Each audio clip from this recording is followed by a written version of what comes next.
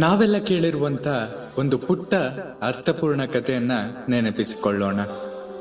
ಒಂದು ಸಣ್ಣ ಊರಿನ ಸಮೀಪದಲ್ಲಿ ಬಸ್ ನಿಲ್ದಾಣವಿತ್ತು. ಒಬ್ಬ ಮುದುಕ ಒಮ್ಮೊಮ್ಮೆ ಬಸ್ ನಿಲ್ದಾಣಕ್ಕೆ ಬಂದು ಬೆಂಚಿನ ಮೇಲೆ ಕುಳಿತು ಬಂದು ಹೋಗುವವರೊಂದಿಗೆ ಮಾತನಾಡ್ತಾ ಇದ್ರು.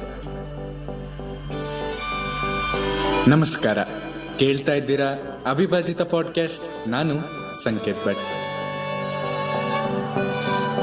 ಒಂದು ದಿನ ಹೀಗೆ ಕುಳಿತಿದ್ದಾಗ ಬಸ್ಸಿನಿಂದ ಒಬ್ಬ ಯುವಕ ಇಳಿದ. ಮುದುಕನನ್ನ ಕುರಿತು, ನಾನು ಈ ಹಿಂದೆ ಬೇರೆ ಊರಿನಲ್ಲಿದ್ದೆ, ಈಗ ನಿಮ್ಮೂರಿಗೆ ಬಂದು ನೆಲೆಸೋಣ ಎಂದುಕೊಂಡಿದ್ದೇನೆ. ಈ ಊರಿನ ಜನ ಹೇಗೆ ತಿಳಿಸ್ತೀರಾ ಎಂದು ಕೇಳಿದ. ಆತನನ್ನು ಮುದುಕ, ನೀವು ಬಿಟ್ಟು ಬಂದ ಊರಿನ ಜನ ಹೇಗಿದ್ರು ಎಂದು ಕೇಳಿದ. ಯುವಕ ಹೇಳ್ತಾನೆ, ಆ ಊರಿನ ಜನ ತುಂಬಾ ಸ್ವಾರ್ಥಿಗಳು, ಸುಳ್ಳುಗಾರರು ಮತ್ತು ಮೋಸ ಮಾಡಲು ಹಿಂದೆ ಮುಂದೆ ನೋಡುವವರಲ್ಲ. ಇದೇ ಕಾರಣಕ್ಕಾಗಿ ನಾನು ಆ ಊರು ಬಿಡ್ತಾ ಇದ್ದೇನೆ. ತಕ್ಷಣ ಮುದುಕ ಹೇಳ್ತಾನೆ, ಈ ಊರಿನ ಜನರೂ ಅದೇ ರೀತಿಯವರು. ಆಗ ಯುವಕನಿಗೆ ಬೇಜಾರಾಗತ್ತೆ. ಛೇ, ಹಾಗಿದ್ರೆ ಈ ಊರಿಗೆ ಬಂದೇನು ಪ್ರಯೋಜನ, ಮತ್ಯಾವುದಾದ್ರೂ ಊರಿಗೆ ಹೋಗ್ತೀನಿ ಎಂದು ಹೇಳಿ ಮುಂದಿನ ಬಸ್ ಹಿಡಿದು ಹೊರಟು ಹೋದ. ಸ್ವಲ್ಪ ಹೊತ್ತಿನ ನಂತರ ಬಂದ ಮತ್ತೊಂದು ಬಸ್ಸಿನಿಂದ ಮತ್ತೊಬ್ಬ ಯುವಕ ಇಳಿದು ಬಂದು ಮುದುಕನನ್ನು, ನಾನು ಇಷ್ಟು ದಿನ ಇನ್ನೊಂದು ಊರಿನಲ್ಲೇ ಇದ್ದೆ, ಆ ಊರು ಬಿಟ್ಟು ನಿಮ್ಮೂರಿನಲ್ಲಿ ನೆಲೆಸೋಣವೆಂದಿದ್ದೇನೆ. ಈ ಊರಿನ ಜನ ಎಂಥವರು ಎಂದು ಕೇಳಿದ.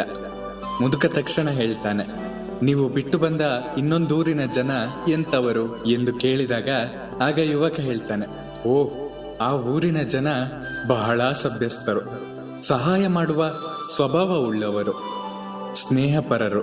ಆದ್ರೆ ನನ್ನ ವೈಯಕ್ತಿಕ ಕಾರಣಗಳಿಂದ ಆ ಊರನ್ನ ಬಿಟ್ಟು ಬರಬೇಕಾಯ್ತು ಎಂದು ಹೇಳಿದ.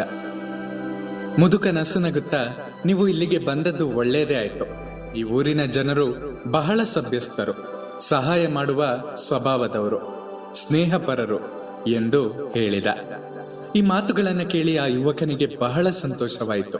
ನೇರವಾಗಿ ಊರಿನ ಒಳಗೆ ಹೋದ. ಈ ಎಲ್ಲ ಮಾತುಕತೆಗಳನ್ನ ದೂರದಲ್ಲಿ ಕುಳಿತು ಕೇಳಿಸ್ಕೊಳ್ತಾ ಇದ್ದ ಒಬ್ಬಾತ ಎದ್ದು ಬಂದು ಮುದುಕನನ್ನ ಕೇಳ್ತಾನೆ. ಮೊದಲು ಬಂದವರಿಗೆ ಈ ಊರಿನ ಜನರ ಬಗ್ಗೆ ಕೆಟ್ಟ ಅಭಿಪ್ರಾಯ ಕೊಟ್ಟು ಆತನನ್ನ ಹೊರಟು ಹೋಗುವಂತೆ ಮಾಡಿದ್ರಿ. ಈ ಎರಡನೇ ಅವರಿಗೆ ಒಳ್ಳೆಯ ಅಭಿಪ್ರಾಯ ಕೊಟ್ಟು ಇಲ್ಲೇ ನೆಲೆಸುವಂತೆ ಮಾಡಿದ್ರಿ. ನಿಮ್ಮ ವಿಚಿತ್ರ ನಡವಳಿಕೆ ನನಗರ್ಥವಾಗ್ತಾ ಇಲ್ಲ. ಆಗ ಮುದುಕ ಹೇಳ್ತಾನೆ, ನಮ್ಮೂರಿಗೆ ಒಳ್ಳೆಯ ಅಭಿಪ್ರಾಯಗಳು ಇರುವವರೇ ಬರಲೆಂದು ಹಾಗೆ ಹೇಳಿದೆ ಎಂದ್ರು. ಪಿಕ್ನಿಕ್ ಹೋದವರು ತಾವು ಕಟ್ಟಿಕೊಂಡು ತಂದ ಬುತ್ತಿಯಲ್ಲಿರುವುದನ್ನೇ ತಿನ್ನುತ್ತಾರೆ ಅಲ್ವೇ? ಹಾಗೆ ಸಂಸಾರಗಳಿಗೆ, ಸಂಘ ಸಂಸ್ಥೆಗಳಿಗೆ, ಊರುಗಳಿಗೆ ಹೊಸದಾಗಿ ಬರುವವರು ತಮ್ಮ ಅನುಭವಗಳನ್ನು ಹೊತ್ತು ತರುತ್ತಾರೆ. ಒಳ್ಳೆಯ ಅನುಭವದೊಂದಿಗೆ ಬರುವವರು ಒಳ್ಳೆಯದನ್ನೇ ಪಡೆಯುತ್ತಾರೆ. ಕಹಿ ಅನುಭವದೊಂದಿಗೆ ಬರುವವರು ಕಹಿಯನ್ನೇ ಪಡೆಯುತ್ತಾರೆ. ಹೊಸ ಸನ್ನಿವೇಶಕ್ಕೆ ಹೋಗುವವರು ಹಿಂದಿನ ಕಹಿಯನ್ನೆಲ್ಲ ಮರೆತು ಸಿಹಿ ನಿರೀಕ್ಷೆಯೊಂದಿಗೆ ಹೋದ್ರೆ ಸಿಹಿಯನ್ನೇ ಪಡೆಯಬಹುದಲ್ವೇ? ನಿಮ್ಮ ಪ್ರೀತಿ ಹಾಗೂ ಪ್ರೋತ್ಸಾಹ ಸದಾ ಹೀಗೆ ನನ್ನ ಮೇಲೆ ಇರಲಿ. ನಿಮ್ಮ ಅನಿಸಿಕೆಗಳನ್ನ ನನ್ನ ಬಳಿ ಹಂಚಿಕೊಳ್ಳಿ.